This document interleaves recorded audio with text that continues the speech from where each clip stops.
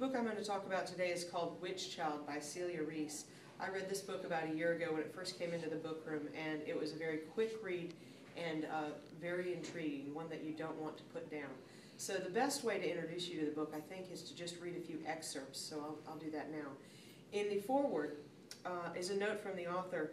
The following manuscript comes from a remarkable collection of documents termed the Mary Papers, found hidden inside a newly discovered and extremely rare quilt from the colonial period.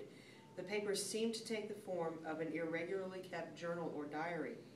The first entries are tentatively dated from March 1659.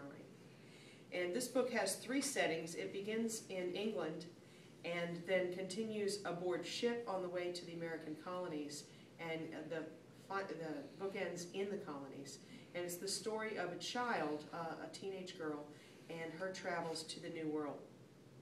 It begins like this. I am Mary. I'm a witch, or some would call me, spawn of the devil, witch child, they hiss in the street, although I know neither father nor mother. I know only my grandmother, Eliza Nuttall, Mother Nuttall to her neighbors. She brought me up from a baby. If she knew who my parents are, she never told me. Daughter of the Earl King and the Elfin Queen, that's who you are. We live in a small cottage on the very edge of the forest, grandmother and me, and her cat and my rabbit. Lived there no more. Men came and dragged her away, men in black coats and hats as tall as steeples. They skewered the cat on a pike. They smashed the rabbit's skull by hitting him against the wall. They said that these were not God's creatures, but familiars, the devil himself in disguise.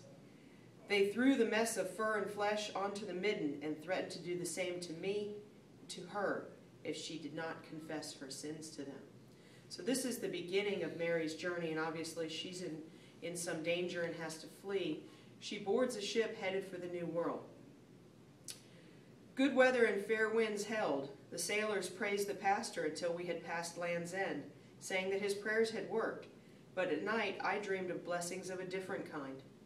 All along the coast I saw women in high places, on craggy headlands and jutting promontories, keeping a watch for our passing. Some were standing, long hair streaming, arms outstretched. Some sitting on rocking stones, staring out as if from thrones. I dreamed myself near enough to see their faces. I knew that they had been sent there by my mother. Word had gone out to protect me.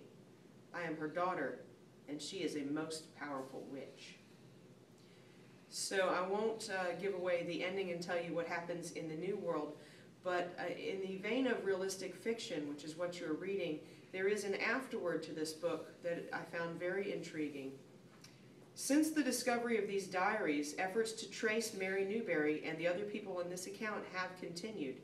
If you have any information regarding any of the individuals or families mentioned, please contact Allison Ellman at witchchild@candlewick.com, and that's the publisher. There are also, as there are with many juicy and very delicious books, is a sequel coming out to Witch Child. This is one that I highly recommend.